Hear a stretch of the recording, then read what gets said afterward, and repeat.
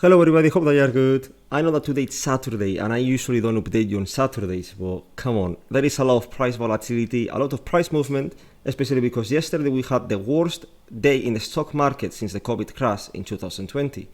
And that was because we had a very weak labor market data, with employment rate going to 43%, triggering the SAM rule recession indicator. And there is now a lot of fear for a recession coming in. Come on, the volatility index yesterday did 45% in just one day. So there is a lot to talk about here. And in this video, I'm going to talk about many different things. I'm going to talk first about Bitcoin in lower time frame, just a little bit, because tomorrow I'm posting the usual Bitcoin soon, the update on X. Also, I'm going to be talking about something a bit more interesting perhaps, and is Bitcoin in higher time frame. Because I do think that we are in a moment that both bulls and bears might be correct. Perhaps not as they think, but and usually both are wrong, bulls and bears, and different things happening. But I do believe that we might see a bit of volatility in the next months, especially before the elections. Then we'll see what happens after the elections. But this time between August and November, I do believe it's going to be very volatile for Bitcoin.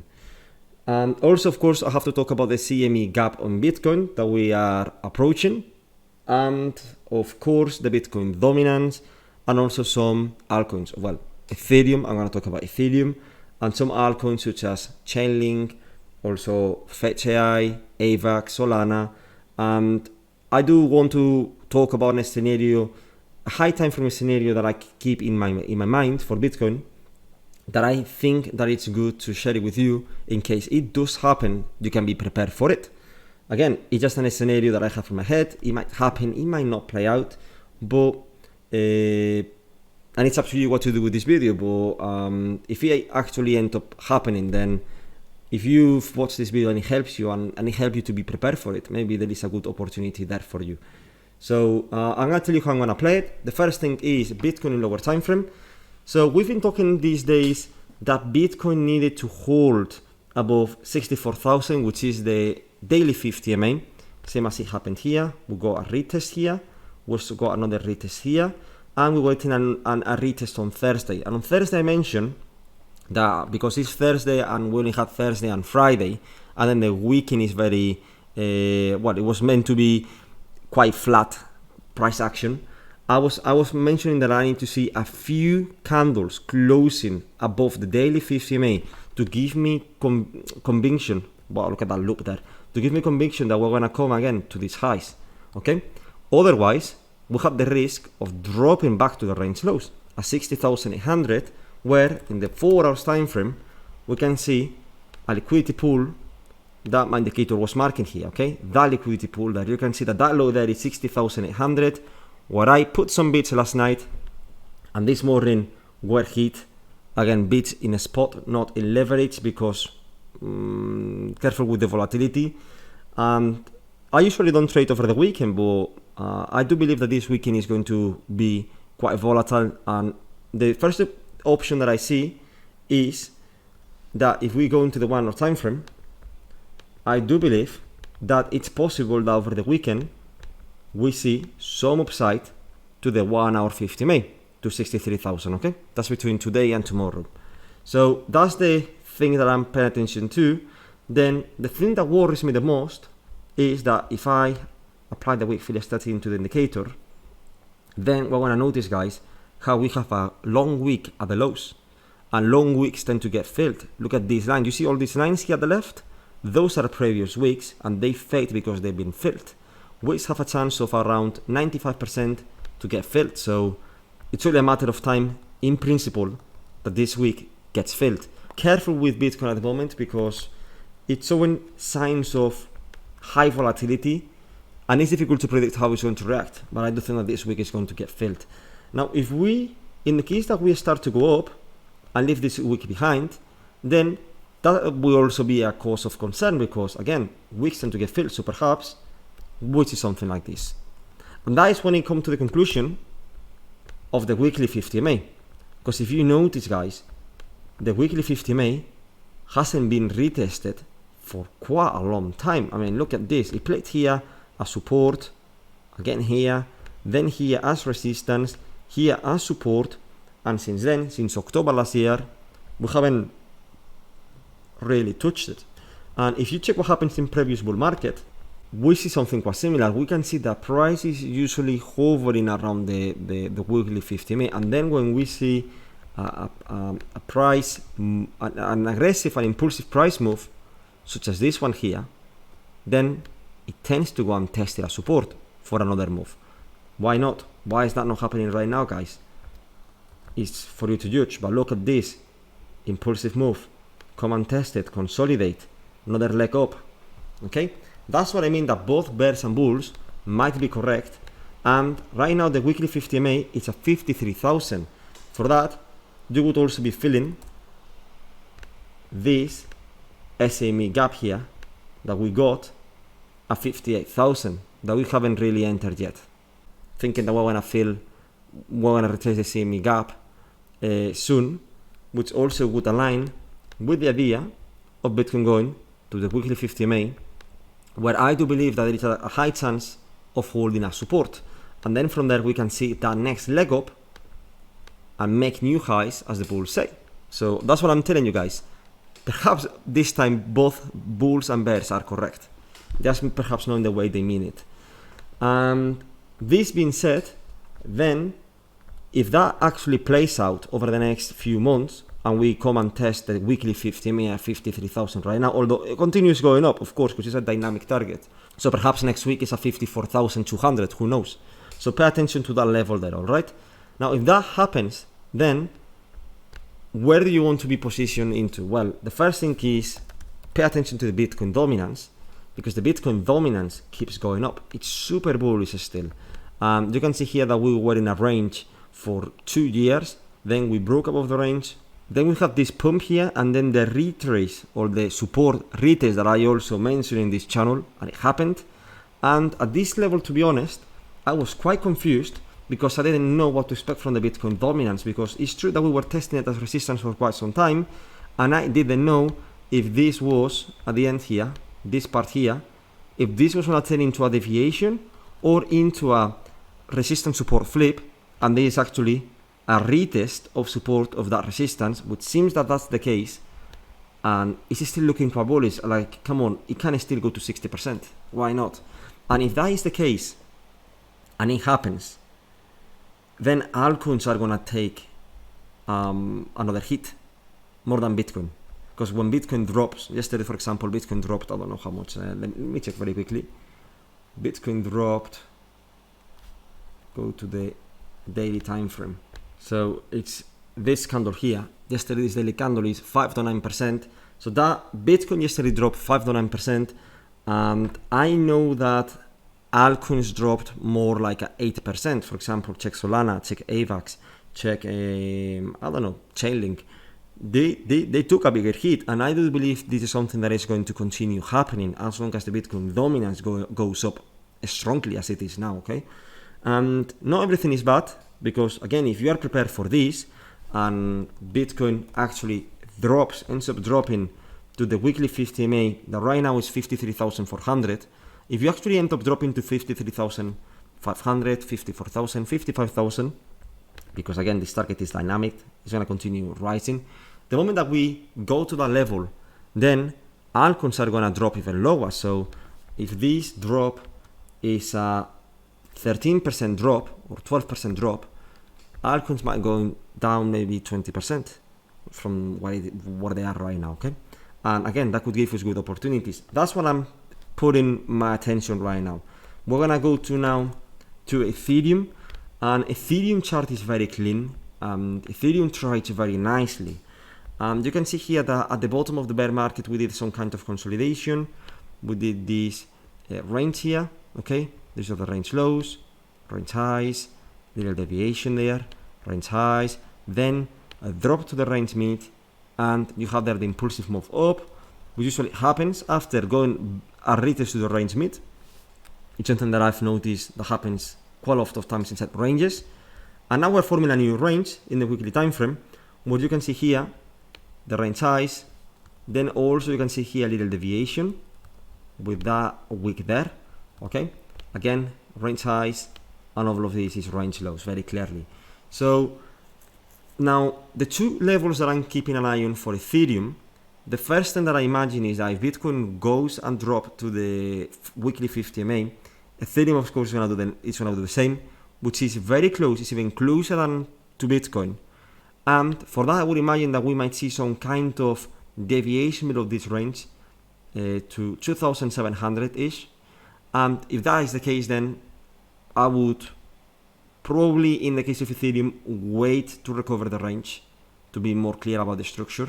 And that's when you can open spot buys, okay? Because you're going to have the certainty that the next move is going to be to the range highs at least, and possibly a breakout. Now, in the other case that an actual recession comes in the next 3 months or so, the stock market start dropping very fast, because usually when we see a recession, the stock market tends to drop at least 30%. Only in 1990, that was a very small recession that lasted 8 months. The S&P dropped 18%, I think it was.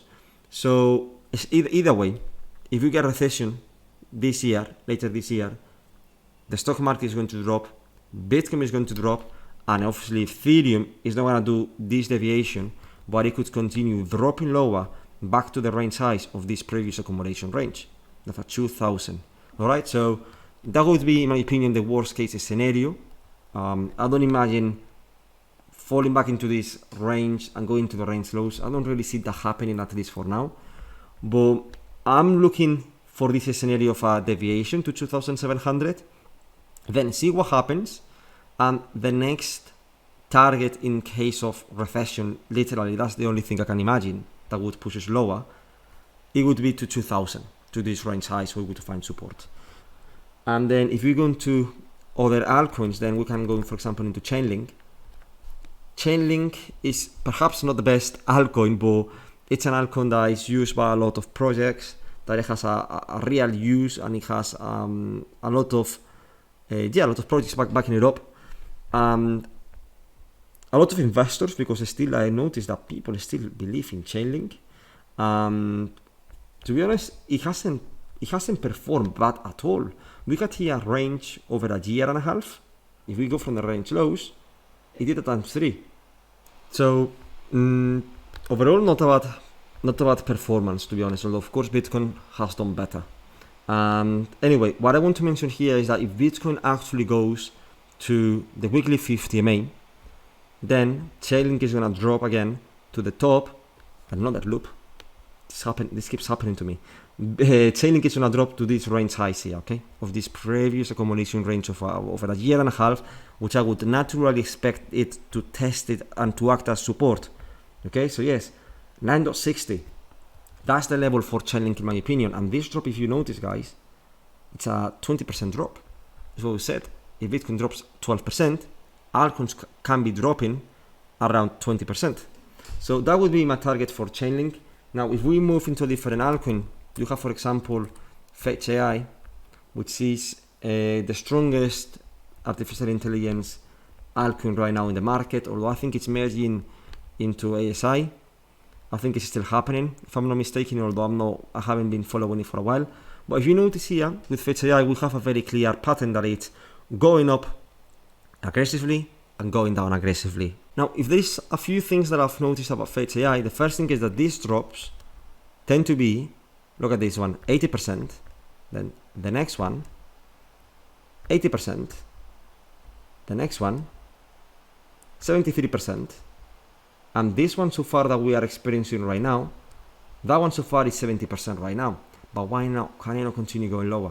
Especially if Bitcoin does, of course, yes. And I'm going to show you the target that I keep in mind, but also another thing that I want you to notice is that how Fetch AI tends to always go back to the previous, let's say, resistance, okay? As you can see there, going back to the same area. If you notice here, you got a wick here, you mark it, and boom, in the next retrace, it goes there, right? Hang on, I've messed it up there. So something that we could be seeing is essentially Fetch AI going back, for example, to this area here, all right? And that is basically 0.80. that's what I'm keeping an eye on for Fetch AI. Now, if you go into the daily time frame, you can find perhaps some more justification with this liquidity pool right here. Okay, you can see more clearly here that how this could act as support.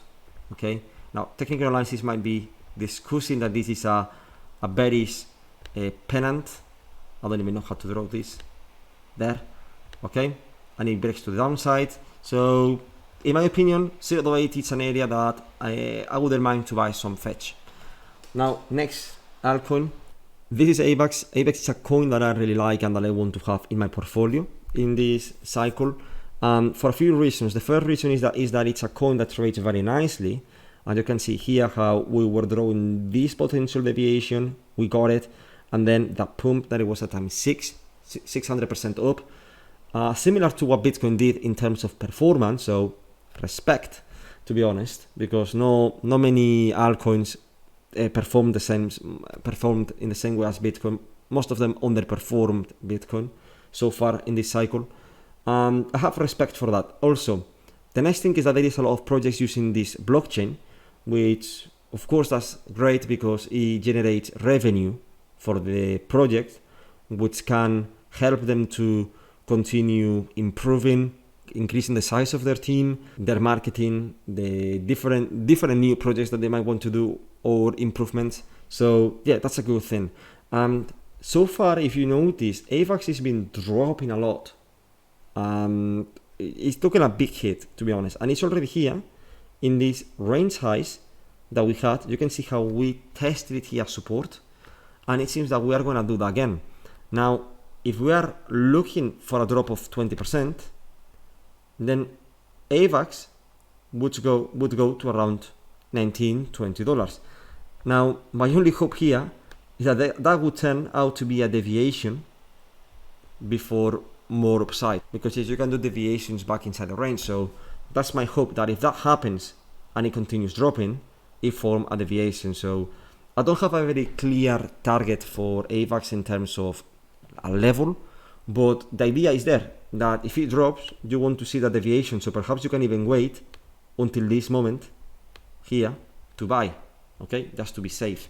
And of course, in terms of there is a recession and stuff, of course you're gonna go back to these lows here. To be honest, it's not something that I'm expecting, okay? I do think that we might see something like this.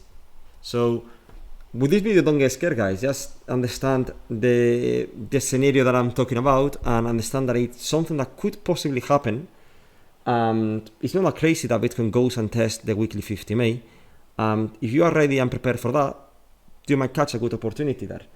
Also, Solana.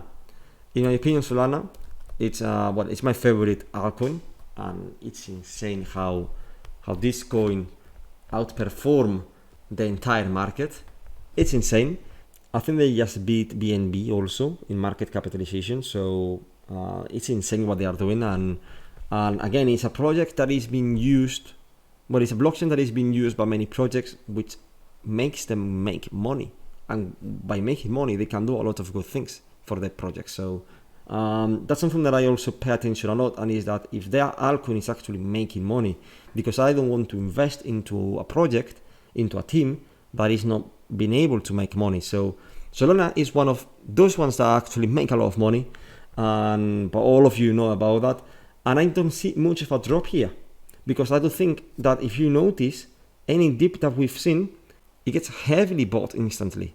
So yes, perhaps the same as Bitcoin, guys, a retest of this weekly 50 MA, which is a 20% drop, and that sits right now at 119. That is, or 118. Yeah, that's my buying price. If it goes there, I buy, because I do think that it's gonna get heavily bought, and it can continue going up. And how much can Solana go, guys? It wouldn't surprise me, to be honest, seeing it going to this area here between 800 and 600. It wouldn't surprise me at all, okay? And for that, you have more than a times 6, times 7. So that's something that I'm paying attention to. In general, I think the altcoins that I've talked about, they are good projects. Solana and AVAX, because they are very solid projects and they make a lot of money. Chainlink, people still use projects still use Chainlink. People still buy Chainlink, so perhaps it doesn't do a times 6 or times 7 like Solana, but maybe it does a times 3 and it's safe. And then Fetch AI, I want to keep an eye on what is happening with that merging, because I thought they already did it and I don't see that happening yet. I don't think they've done it yet, so that's something that I want to keep an eye on, to be able to trust the project and invest in it. And then of course you have Ethereum. What can I tell you about Ethereum? Ethereum, it's going to do, I think, a massive rally. I do think that Ethereum has a lot of room to go very high. I'm talking about $7,000, $8,000 easily, okay? In the case that we actually get that bull run that we're expecting. That so far, we've had some, but come on, we want a bit more of continuation. Ethereum hasn't broke the highs yet, and that's a $5,000. We've only gone to $4,000, so there is still a lot of room there for Ethereum to go. And that's pretty much everything, guys. So I hope that this video comes helpful.